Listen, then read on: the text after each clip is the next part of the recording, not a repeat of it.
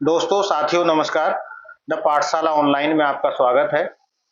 आज हम जिस कवि के बारे में चर्चा आपसे करेंगे, उनका नाम है लीलाधर जगूड़ी। लीलाधर जगूड़ी जी का आज जन्म दिवस है। 1 जुलाई 1940 को उत्तराखंड राज्य के टिहरी गढ़वाल जिले में धनगढ़ गांव में उनका जन्म हुआ। आज वो 85 वर्ष की अवस्था को पूर्ण कर रहे हैं और 86वें वर्ष में प्रवेश कर रहे हैं। लीलाधर जगूड़ी समकालीन कविताओं में विशेष दखल रखते हैं। उनकी कविताएं रूढ़िवादिता को तोड़ती हैं, प्रकृति के नजदीक हैं। उनकी रचनाओं और उनके जीवन से संबंधित अनेक पहलुओं को आज हम जानेंगे, समझेंगे। विशेषज्ञ के तौर पर हमारे साथ आज उपस्थित हैं डॉक्टर मोनू सिंह जी। डॉक्टर मोनू सिंह वर्तमान में राजकीय महाविद्यालय में सहायक आचार्य के पद पर कार्यरत हैं। उन्होंने लीलाधर जगूड़ी के साहित्य पर शोध किया है। लीलाधर जगूड़ी के काव्य में समकालीन संदर्भ उनका शोध का विषय है और वो कविताओं में विशेष रुचि रखते हैं। कविताओं के संदर्भ में उनके आलोचनात्मक लेख भी अनेक पत्र पत्रिकाओं में प्रकाशित होते रहते हैं। तो आज हम इन सब विषयों पर, जो जगूड़ी जी की कविताओं में जो उनकी मूल संवेदना है, उन सब पर चर्चा करेंगे। तो बहुत बहुत स्वागत है मोनू जी आपका। धन्यवाद सर। सभी दर्शकों का भी मैं बहुत शुक्रिया अदा करता हूँ। तो सबसे पहले तो सर दर्शकों को ये बताइएगा मोनू जी को उनके जीवन के बारे में थोड़ा सा और उनके रचना कर्म के विषय में। जी सर जी। सबसे पहले मैं आपको धन्यवाद करता हूँ कि आप लीलाधर जगूड़ी के व्यक्तित्व और कृतित्व पर आज बातचीत करने का मुझे अवसर दिया है।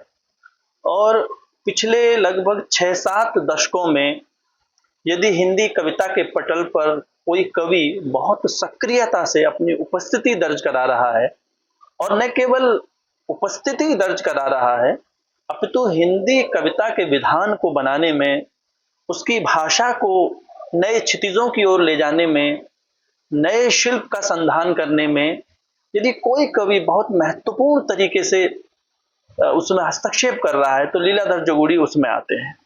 तो लीलाधर जगूड़ी का जन्म, जैसा कि आपने बताया, कि 1 जुलाई 1940 को अब उत्तराखंड, उस समय उत्तर प्रदेश के टिहरी जिले के धनगढ़ नामक गांव में हुआ। तो लीलाधर जगूड़ी के जीवन के समय जो परिस्थितियां उनकी पारिवारिक थीं वो बहुत ज्यादा अच्छी नहीं थी। लीलाधर जगूड़ी ने स्वयं लिखा कि जो परिवार की परिस्थितियां थी वो बड़ी विषम थी। विषम परिस्थितियों में मेरा जन्म हुआ, क्योंकि बहुत ही दूरवर्ती क्षेत्र में उनका गांव आता है और उनके पिता एक मध्यम या मझोले कद के छोटे किसान थे। आप जानते हैं कि पहाड़ों पर छोटी छोटी खेतियां होती हैं, लेकिन बावजूद उसके उनके पिता संस्कृत के पंडित थे और बड़े अच्छे कथावाचक भी थे। तो जगूड़ी जी ने लिखा है कि वो सारी जो परिस्थितियां थी, उन परिस्थितियों ने एक तो मुझे मैं कहूँगा कि पारिवारिक रूप से या पैतृक रूप से संस्कृत की ओर आकर्षित किया। तो संस्कृत का जो ज्ञान है उन्हें विरासत में मिला है। आप देखेंगे कि वो कालिदास से बात शुरू करते हैं, भवभूति से बात शुरू करते हैं, भास तक आते हैं, और तमाम विपुल जो अनुभव है और जो उनका जो दायरा है वो संस्कृत अपभ्रंश और पाली प्राकृत अपभ्रंश से वो आता है। यानी कि उनका जो अनुभव क्षेत्र है वो बहुत व्यापक है। लेकिन जैसा कि मैंने कहा कि पारिवारिक परिस्थितियां बहुत अच्छी नहीं थी और आर्थिक स्थिति बड़ी चिंताजनक थी। कोई व्यवस्थित उस तरह का आय का स्रोत नहीं था। और सबसे बड़ी बात यह कि लीलाधर जगूड़ी जो थे बचपन में अपने घर को छोड़कर चले गए, और उसकी एक लंबी कथा है, मैं उसमें नहीं जाऊंगा। उनका विवाह उनके बाल्यपन में कर दिया गया 10 वर्ष की अवस्था में, और वो अपने घर को छोड़कर हरिद्वार चले गए, और फिर हरिद्वार को छोड़कर जयपुर चले गए, और राजस्थान में उन्होंने एक 11 वर्ष का अपना लंबा कालखंड बिताया। तो घर वालों ने ये मान लिया था कि अब ये जो लीलाधर है अब इस दुनिया में नहीं है या मर गया है। और 11 साल बाद, क्योंकि उस समय उस तरह से आवागमन के साधन उस तरह से उपलब्ध नहीं थे, और दूसरा टेलीफोनिक या जो आज की संचार व्यवस्थाएं हैं उस समय नहीं थी। तो एक बड़ा अनिश्चित सा, मैं कहूँगा, बचपन उन्होंने व्यतीत किया। लेकिन बावजूद उसके लीलाधर जगूड़ी ने लिखा कि ये सारी परिस्थितियां मुझे कहीं ना कहीं काव्य में लगी, और जो उनके जो जीवन का जो आधार है, खास तौर से कवि जीवन का जो आधार है, और कवि वही उतना समृद्ध होगा जिसके पास अनुभव का एक बड़ा खजाना होगा, अनुभव की एक बड़ी पूंजी होगी, संघर्ष जिसने बहुत करीब से देखा होगा या महसूस किया होगा। तो ये जो पूरा की पूरा जो संघर्ष है, जो परिस्थितियां हैं, या जो घर से जो उनके भाग जाने की जो घटना है, उन सारी परिस्थितियों ने जगूड़ी का जो व्यक्तित्व है उसका निर्माण किया। तो हम इस रूप में उनके व्यक्तित्व को देख सकते हैं। जी जी। जगूड़ी जी की जो पहली रचना है वो लीलाधर शर्मा के नाम से प्रकाशित होती है, और उसके बाद वो लीलाधर शर्मा से लीलाधर जगूड़ी हो जाते हैं। तो ये एक यात्रा कैसी है शर्मा से जगूड़ी बनने की? जी जी जी, बड़ा रोचक प्रश्न है, और इस प्रश्न को जगूड़ी जी से भी आलोचक भी और जो उनके साक्षात्कार करता है वो भी प्राय पूछते रहे हैं। दरअसल में लीलाधर जगूड़ी जी जो हैं, वो उनका काव्य संग्रह आपने बिल्कुल ठीक कहा, जो शंखमुखी शिखरों पर 1964 ईस्वी में लीलाधर शर्मा के नाम से आया। उससे पहले भी उनके कई उपनाम थे, लेकिन वो साहित्यिक, मैं कहूंगा पटल पर जो उनकी उपस्थिति है वो लीलाधर शर्मा के नाम से आती।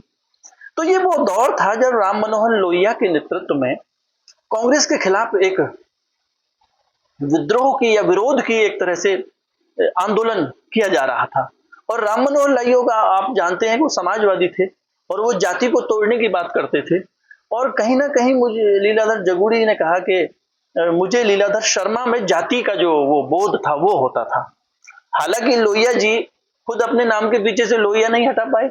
लोहिया का मतलब वो होता है जो बाकायदा लोहे का व्यापार करते हैं, तो उन्होंने नहीं हटाया। लेकिन चूंकि ये जो लोग थे जो कहीं ना कहीं मैं कहूंगा कि वैचारिक तौर पर बहुत गहराई से प्रभावित थे, तो इस क्रम में उन्होंने अपने नाम के आगे लगा हुआ शर्मा शब्द हटाकर जगूड़ी लगा दिया।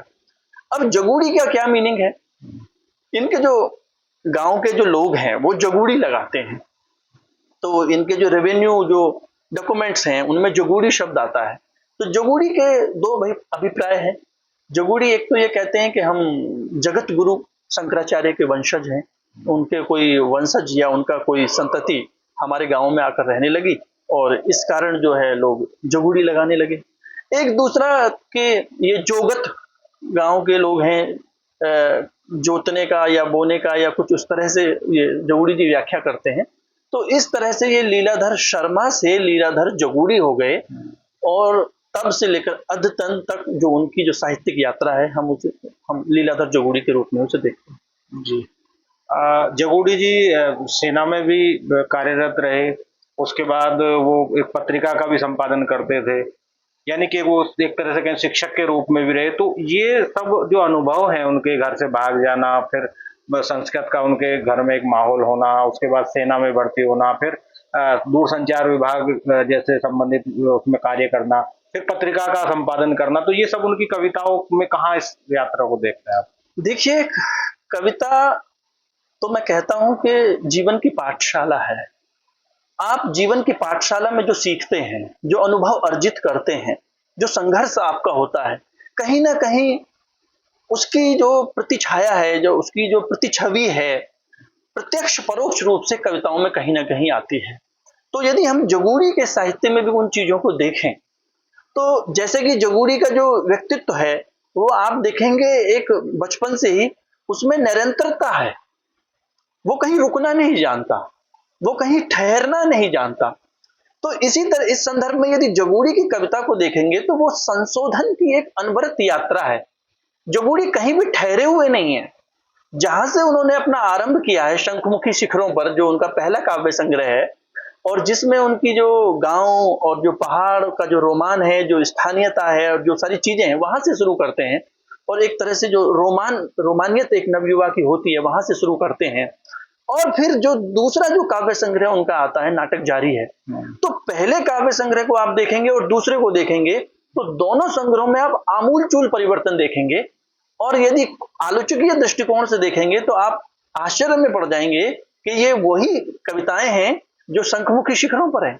नाटक जारी है कि जो कविताएं हैं बिल्कुल अलग तरह की कविताएं हैं, और मैं कहूंगा कि उसका जो शीर्षक है नाटक जारी है, यानी कि चूंकि आजादी को 2 दशक का समय व्यतीत हो गया था जी। और जब हमें आज़ादी मिली तो नेहरू का चमत्कारिक व्यक्तित्व था और लोग बहुत उम्मीद लगाए बैठे थे, बहुत आकांक्षाएं थी लोगों को और बहुत उत्साह था। लेकिन 2 दशक तक आते-आते जो नेहरू का चमत्कारिक व्यक्तित्व था, वो भी कहीं न कहीं खंडित हो चुका था और जो लोगों की उम्मीदें थीं, लोगों के जो स्वप्न थे, वो भी कहीं न कहीं खंडित हुए थे। तो नाटक जारी है में जगोड़ी जी जो हैं, वो कहते हैं कि ये लोकतंत्र का नाटक हो रहा है। लोकतंत्र नहीं है, लोकतंत्र का ये नाटक हो रहा है। तो जो दूसरे जो संग्रह है उनका नाटक जारी है, यदि आप उसकी भाषा देखेंगे तो वो जो भाषा है बिल्कुल अनुभव की छिलाई करती हुई, रफ टफ, उबड़ खाबड़, बिल्कुल नंगी, बेलौस, एक बेरोजगार होते युवा का जो बेचैनी है, जो उसकी जो पीड़ा है, जो उसकी जो छटपटाहट है, वो वहां पर आती है। तो अब फिर आप दूसरे संग्रह के बाद उनका जो तीसरा काव्य संग्रह आता इसी यात्रा में, वहां आप फिर देखेंगे जगूड़ी ने अपने आप को फिर बदल लिया। जो नाटक जारी है कि जो कथ्य है, जो भाषा है, जो शिल्प है, जो उग्रता है, जो अस्थिरता है, जो बेचैनी है, वो इस यात्रा में नहीं है। इस यात्रा में फिर से धैर्य है, फिर से गंभीरता, शालीनता, थोड़ी सी गहराई। अब फिर इस यात्रा के बाद फिर एक संग्रह आता है रात, अब भी मौजूद है, उसमें आप देखेंगे फिर बदलाव है। तो कहने का मतलब यह है कि जगूड़ी की जो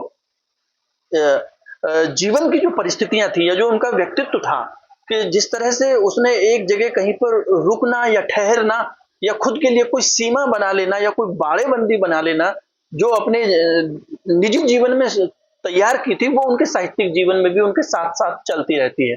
तो मैं इसी वजह से मैं अक्सर कहता हूं कि जो जगूड़ी का जो कविता है वो संशोधन की एक अनवरत यात्रा है। जगूड़ी जी के बारे में कहा जाता है कि वो नक्सलवाड़ी आंदोलन से उपजे हुए कवि हैं। तो जो आंदोलन है उनकी कविताओं में किस रूप में वो प्रभाव डालता है? बहुत माकूल सवाल आपने किया है सर। उस समय की जो कविता थी, उस समय की कविता हो या कहानी हो या साहित्य की कोई और विधा हो, उसके लिए मार्क्सवादी जो विचारधारा थी वो एक उम्मीद की तरह थी, एक दीपक के लौ की तरह थी। चाहे वो हमारी आजाद भारत की पहली सरकार रही हो, कहीं ना कहीं नेहरू जी भी समाजवादी आंदोलन से प्रभावित थे और वो सारी चीजें थी, तो कविता उससे अछूती कैसे रह जाती। तो जो नक्सलवादी आंदोलन चला था, उस आंदोलन से न केवल जगूड़ी अभी तो बहुत सारे कवि बहुत ज्यादा प्रभावित हुए गहराई से। उसमें आप धूमिल को देख सकते हैं, उसमें आप सौमित्र मोहन को देख सकते हैं, उसमें आप लीलाधर जगूड़ी को तो देखेंगे ही, उसमें आप सर्वेश्वर दयाल सक्सेना को देख सकते हैं, उसमें आप आलोक धनबा को देख सकते हैं, उसमें आप वेणुगोपाल को देख सकते हैं। तो ये जितने भी सारे कवि थे कहीं ना कहीं नक्सलवाड़ी आंदोलन से प्रभावित थे, क्योंकि नक्सलवाड़ी आंदोलन जो था वो आम आदमी के हक हकूकों की बात कर रहा था। वो आम आदमी के दुख दर्द के साथ खड़ा हुआ था और जो पंक्ति में अंतिम आदमी खड़ा हुआ था उसके दुख में शरीक था, उसकी रोजी रोटी की बात कर रहा था। तो जब जब कोई विचारधारा आम आदमी के पक्ष में खड़ी होगी तो वो विचारधारा साहित्यकारों को या और दूसरे माध्यमों में जो लोग कलाकर्मी जो काम कर रहे हैं, जो पत्रकार हैं या जो और भी कलावंत है, वो किसी न किसी रूप में प्रभावित होंगे। तो जगूड़ी पर भी इस आंदोलन का बहुत गहरा प्रभाव है। और शुरुआती जो आंदोलन है, जो नाटक जारी है कि जिसकी मैं चर्चा आपसे कर रहा था, नाटक जारी है कि जो कविताओं में वो प्रभाव बड़ी तीव्रता से और बड़ी सघनता से देखा जाता है। जगूड़ी जी ने उस कविता में कहीं लिखा भी है कि इस व्यवस्था में हर आदमी कहीं ना कहीं चोर है। यदि उनके समूचे साहित्य पर किसी विचारधारा का प्रभाव है तो वो मार्क्सवादी विचारधारा का प्रभाव है या नक्सलवाड़ी आंदोलन का प्रभाव है। और नक्सलवाड़ी आंदोलन के प्रभाव स्वरूप उन्होंने बहुत सारी कविताएं लिखी। एक कविता उनकी बहुत प्रसिद्ध कविता है बलदेव खटिक जी। और वो बलदेव खटिक जो है वो जगूड़ी की ही नहीं, वो हिंदी साहित्य की एक प्रतिबद्ध रचना तो है ही। और यदि हिंदी कविता की आप 10 लंबी कविताओं की कोई सूची तैयार करेंगे तो उस सूची में बलदेव खटिक का नाम आएगा। जो मुक्तिबोध अंधेरे में कह रहे थे, जो सौमित्र मोहन लुकमान अली में कह रहे थे या राजकमल चौधरी मुक्ति प्रसंग में कह रहे थे, वही जो बात है वो बलदेव खटिक में आती है। तो बलदेव खटिक जो है वो आम आदमी की पीड़ा का एक आख्यान है। तो बलदेव खटिक जो कविता है, मैं समझता हूँ हिंदी साहित्य की महत्वपूर्ण उपलब्धि कही जाती है। बलदेव खटिक का एक लंबी कविता है वो। इस कविता में है क्या, इस कविता में 2 कैरेक्टर हैं, एक रंगतू है और एक बलदेव खटिक है। तो रंगतू जो कैरेक्टर है वो एक गरीब आदमी का प्रतिनिधित्व करता है और गरीब भी इतना है कि 2 जून की रोटी उसे मुयस्सर नहीं है। तो जब 2 वक्त की रोटी भी आदमी को ना मिले, उसके बाद वो क्या करता है? तो रंगतू एक राशन की दुकान को या राशन की गाड़ी को लूट लेता है। तो राशन की गाड़ी को लूटने के बाद में वो घर पर आता है और न जाने कितने दिनों के बाद आज घर में खाना बना है, क्योंकि घर में दाने नहीं है, अन्न नहीं है। आप याद कीजिए नागार्जुन की अकाल और उसके बाद अकाल और उसके कविता बाद। को, उसकी पृष्ठभूमि में इस कविता को देखिए। तो रंगतू अनाज लूट कर लाता है और घर में खाना बनता है। तो आज घर वालों ने न जाने कितने दिनों के बाद खाना खाया है, तो पूरे घर में उत्सव का माहौल है और घर के लोग खाना बहुत दिनों के बाद मिला है तो नशे में हो गए और वो सो गया है। अब सोने के बाद ही जैसे ही पुलिस को पता चलता है तो पुलिस जो है उसको पकड़ने के लिए घर पे आ जाती है। तो जोगुड़ी क्या लिखते हैं? जो रंगतू कल राशन लूटने में शरीक था, उनके पास उसके नाम का वारंट, उसके परिवार ने रात भर पेट खाया है। भूख भर अन्न के नशे में अपने देश का एक मामूली घर भी आरामगाह बना हुआ है। वैसे उसे घर कहना भी खामोखा, जिन्हें घर कहते हैं उनकी बढ़िया छतों पर घास उगा देना।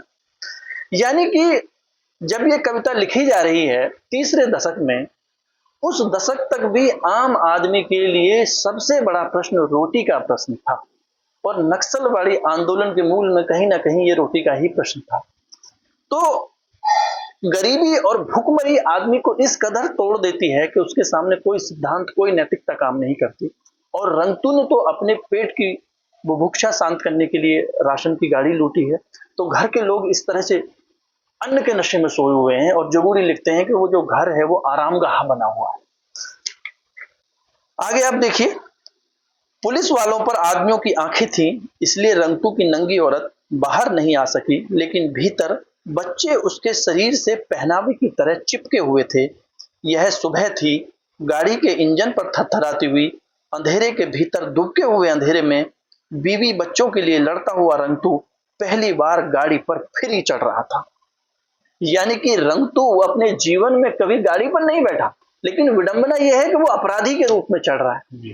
तो ये आम आदमी की जो हक हकूकों की जो बात है, रंगतू एक अकेले आदमी का दर्द है और अकेला आदमी अपराधी होता है। सवालों के जत्थों से भरा हुआ अकेला आदमी एक दुर्घटना होता है। थाने पहुंचते ही गाड़ी से उतरते हुए रंगतू ने थोड़ी देर के लिए खुद को बड़ा आदमी महसूस किया। क्यों? क्योंकि वो गाड़ी में बैठ कर आया है और जिस तरह से पुलिस वाले कूदते हैं उसी तरह से वो भी कूदता है। ड्राइवर ने गाड़ी का डाला खोला और वह सिपाहियों की तरह कूदता हुआ जमीन पर खड़ा हो गया। अब ये जो रंगतू कैरेक्टर है, इसको जो गिरफ्तारी करने के लिए आता है, बलदेव खटिक नाम का एक सिपाही होता है, वो भी आम आदमी का प्रतीक है। अब चाहे आम आदमी चाहे व्यवस्था से बाहर हो चाहे व्यवस्था के अंदर हो, लेकिन हैसियत उसकी इतनी ही है। तो बलदेव खटिक जो है उसको हथकड़ी ले जाके लगा के ले जाता है और इसी बीच में ये 2-3 दिन की प्रक्रिया में जो वो जेल जाने के लिए उसका ऑर्डर बनता है, तो वो सारी प्रक्रिया बलदेव खटिक कराता है, जो एक सिपाही है या संतरी है। इसी बीच में बलदेव खटिक पर तार आता है कि आपकी मां बीमार है। बलदेव खटिक छुट्टी के लिए एप्लीकेशन लगाता है और सरकार उसे 2-3 दिन तक छुट्टी नहीं देती, यहां वहां टहलाती रहती है।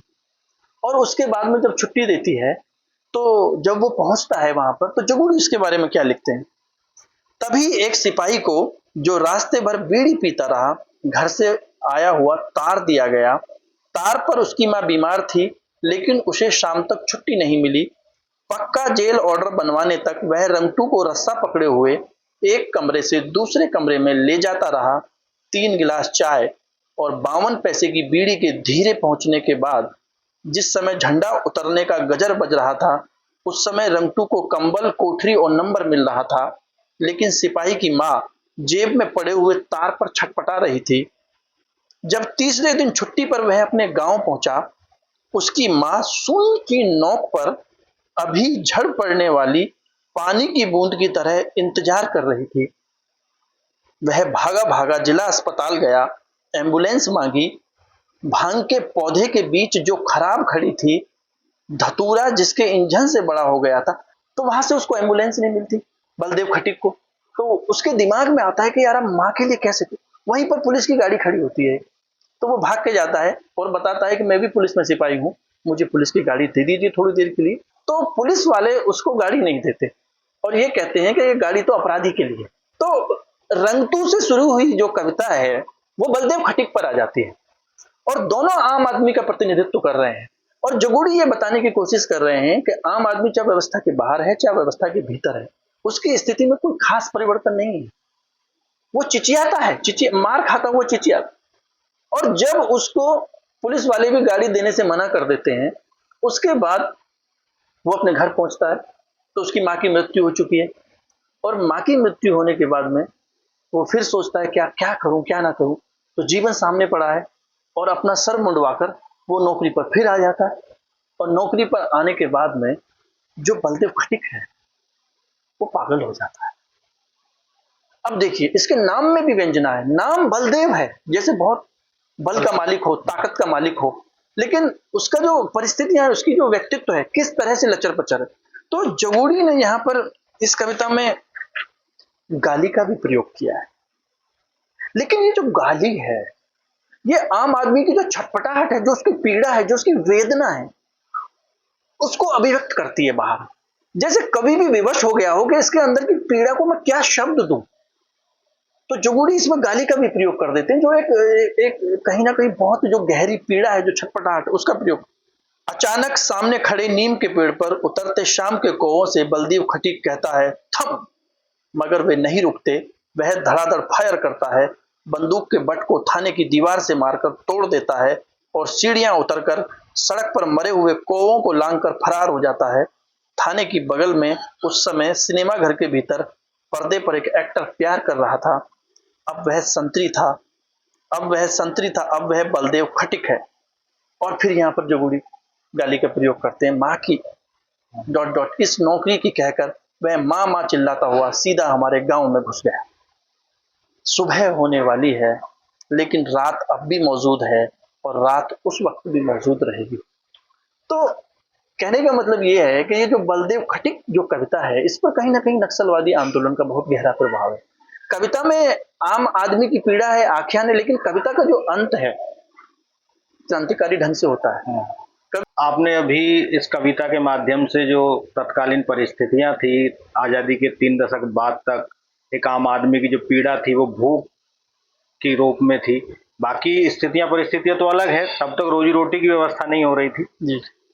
अभी जो वर्तमान सरकार है वो आपातकाल के 50 वर्ष पूरे हो रहे हैं, उसको लेकर से कि आपातकाल की स्थितियों को लेकर के अलग से उसे मूल्यांकित कर रही है और लोकतंत्र का काला अध्याय या काले दिवस के रूप में मना रही है। जगह जगह उसके कार्यक्रम भी हो रहे हैं। तो जो तत्कालीन परिस्थितियां आपातकाल को लेकर थी वो कविता में किस रूप से है और विशेष रूप से लीलाधर जगूड़ी के काव्य में वो किस रूप से व्याख्यायित है?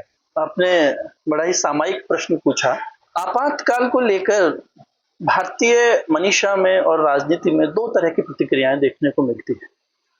क्योंकि आजादी को बहुत लंबा समय नहीं बीता था, लगभग 2.5 दशक का समय बीता था और 12 जून 1975 को न्यायमूर्ति जगमोहन सिन्हा ने राजनारायण शुक्ला जी की शिकायत पर श्रीमती इंदिरा गांधी के रायबरेली के चुनाव को अवैध घोषित कर दिया था कि ये जो चुनाव गलत तरीके से जीती। तो न्यायपालिका के निर्णय के अनुसार तो श्रीमती इंदिरा गांधी जी को अपने पद से इस्तीफा दे देना चाहिए था, लेकिन उन्होंने इस्तीफा न देकर 25 जून 1975 को देश पर आपातकाल थोप दिया।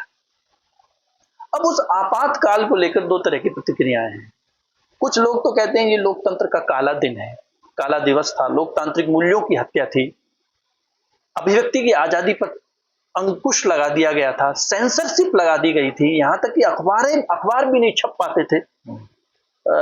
लेकिन कुछ लोग इसकी प्रशंसा भी करते हैं, जैसे कि विनोबा भावे ने इसे अनुशासन का पर्व बताया।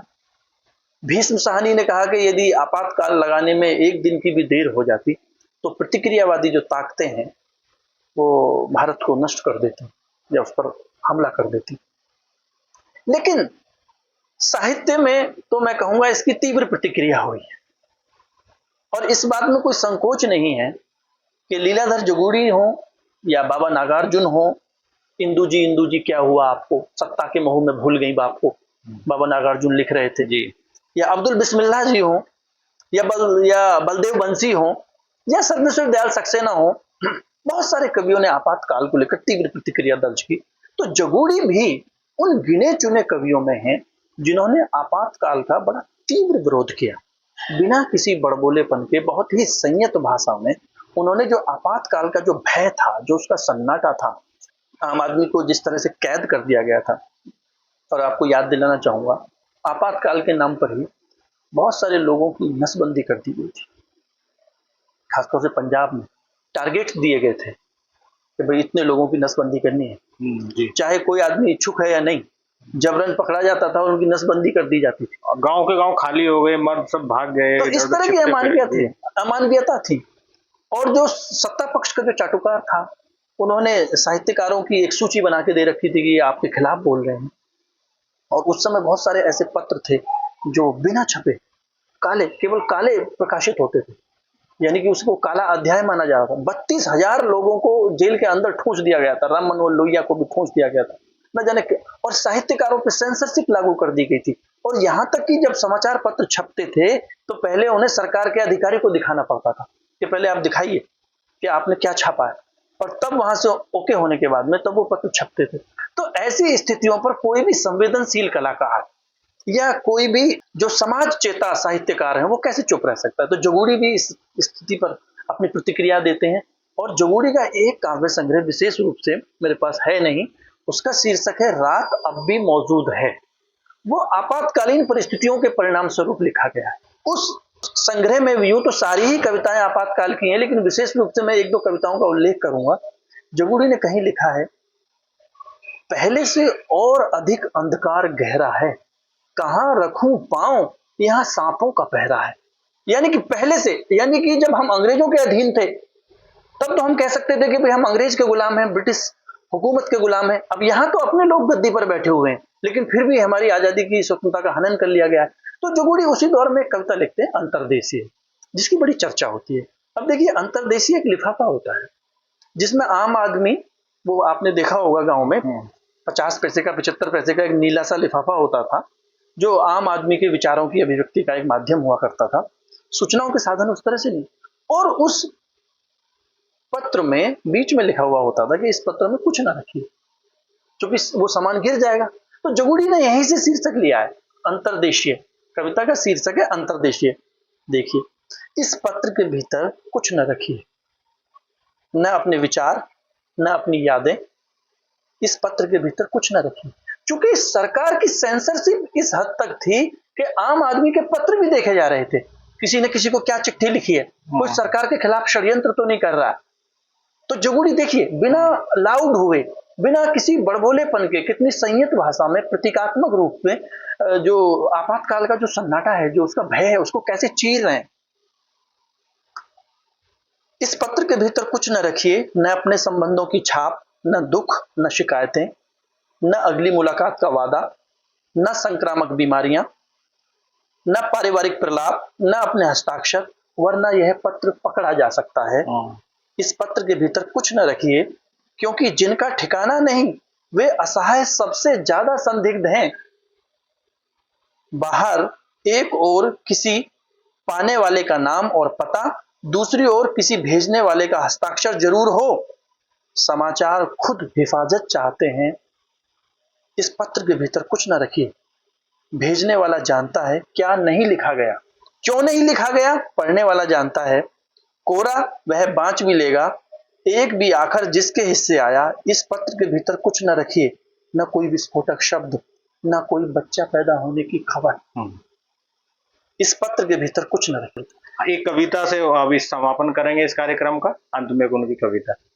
देखिए, लीलाधर जगूड़ी पिछले 7 दशक में उन्होंने इतनी कविताएं लिखी हैं, लगभग 14 काव्य संग्रह उनके प्रकाशित हो चुके हैं। तो हम इस आधा घंटे की वार्ता में तो लीलाधर जगूड़ी के रचना संसार के सभी पक्षों पर प्रकाश नहीं डाल सकते। हमने कुछ छोटी छोटी बातों की चर्चा करने की कोशिश की है। देखिए, लीलाधर जगूड़ी की जो कविता का कैनवास है वो बहुत व्यापक है, उसकी परिधि बहुत व्यापक है। उनकी एक बहुत चर्चित कविता है, उसमें एक पंक्तियां आती भी हैं, लो अमेरिका ने तुम्हारे लिए चांद नामक रोटी बनाई है, इसे खाओ। वरना बाजार में तुम्हारी हड्डियां दोयम दर्जे की गिनी जाएंगी। क्योंकि एक समय में अंतरिक्ष कार्यक्रम चल रहा था, अमेरिका भी चला रहा था और रूस भी चला रहा था, और हम जो हम अपने लोगों को जो रोटी नहीं दे पा रहे थे, जो बेसिक सुविधाएं नहीं दे पा रहे थे, हम अमेरिका की होड़ कर रहे थे। तब कभी को कहना पड़ा कि लो, अमेरिका ने तुम्हारे लिए चांद नामक रोटी बनाई है। खैर ये है, लेकिन जगूड़ी ने बहुत सारी स्नेहिल कविताएं भी लिखी हैं, बहुत छोटी छोटी कविताएं। जगूड़ी की एक कविता का शीर्षक है अमृत। जगूड़ी को दो रूपों में देखा जाना चाहिए। एक और तो उन्होंने बहुत सारी लंबी कविताएं लिखी हैं। मैं समझता हूं कि अपने समकालीन कवियों में सबसे ज्यादा लंबी कविताएं जगूड़ी के यहाँ हैं। उनके एक कविता शीर्षक का नाम ही है महाकाव्य के बिना। इस महाकाव्य के बिना जो कविता है, संग्रह है, इसमें सारी लंबी कविताएं हैं। लेकिन दूसरी ओर जगूड़ी ने सबसे छोटी कविताएं भी लिखी हैं। ये बात बहुत सारे लोग नहीं जानते। तो उनकी एक कविता है अमृत। तो उसमें वो कहते हैं कि हमेशा नहीं रहते पहाड़ों के छोए, पर हमेशा रहेंगे वो दिन जो तुमने और हमने मिलकर खोए। तो ये एक प्रेम की कविता है, एक स्नेहिल कविता है।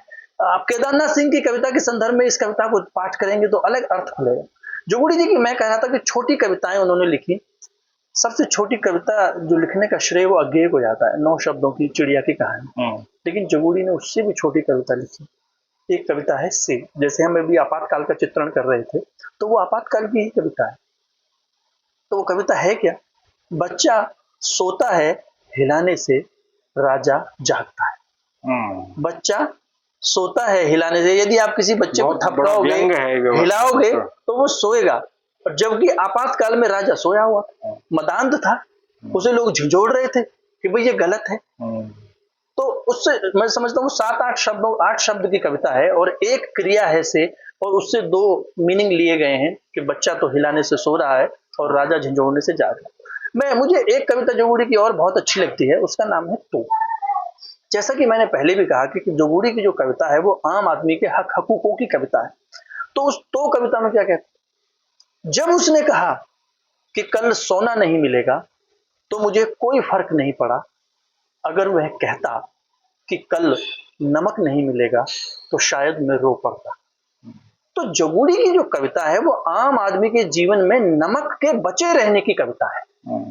तो बहुत सारी कविताएं हैं, बहुत सारे आयाम हैं, बहुत सारे फलक हैं। जगूड़ी हमारे समय के विराट कवि हैं और बहुत सारी जो अलग अलग तरह के फलक उन्होंने छुए हैं, और हिंदी कविता को कथ्य के तौर पर, भाषा के तौर पर, शिल्प के तौर पर उन्होंने उसे समृद्ध किया है, उसे एक नया रास्ता दिखाया है। जगूड़ी जी पर पीएचडी करने का मुझे अवसर मिला, और मैंने जगूड़ी जी को जब हम उनके समकालीन संदर्भों में पढ़ेंगे, जब सामयिक परिस्थितियों के संदर्भों में वो पढ़ेंगे, तब जगूड़ी जी की कविता का अर्थ खुलता है। दूसरा, जगूड़ी जी की कविता परंपरागत नहीं है, चूंकि उनका लास्ट जो काव्य संग्रह था जितने लोग उतने प्रेम, और उनके यहाँ प्रेम की परिभाषा भी अलग है, वो परंपरागत प्रेम नहीं है। तो जब हम कविता को छायावादी संस्कार के तहत या भक्तिकालीन संस्कार के तहत समझने की कोशिश करते हैं, हम साठोत्तरी कविता को, तो वो हमें समझ में नहीं आती, हमसे दूर छिटक जाती है। लेकिन जब हम पूरे अपने समकाल को देखते हैं, अपनी राजनीतिक, सामाजिक, आर्थिक परिस्थितियों को देखते हैं, आम आदमी की पीड़ा को देखते हैं, और फिर हम जगूड़ी को देखते हैं, तो उनके जो संकेत हैं, उनके जो प्रतीक हैं, वो पानी में किसी फेंके हुए कंकर की तरह अपने घूर्णाव्रत बनाते हुए चले जाते हैं।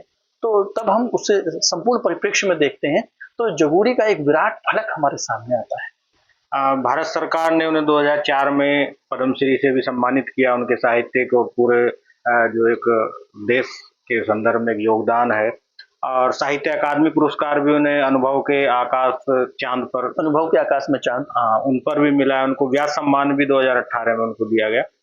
अब वो 85 वर्ष के पूर्ण कर चुके हैं, अवस्था को 86 वर्ष में है। तो हम सब लोग मिलकर के ये आशा करेंगे, ईश्वर से प्रार्थना करेंगे कि वो ऐसे ही साहित्य के भंडार को भरते रहे, उनकी लेखनी सदा चलती रहे और वो दीर्घायु हो। आपने उनके सभी पहलुओं को बहुत अच्छे से व्याख्यायित किया जो उनके काव्य में है, खासतौर से उनके जो विचार हैं वो किस रूप में है। बहुत बहुत आभार, आपने समय दिया। तो दोस्तों, जय हिंद, जय भारत।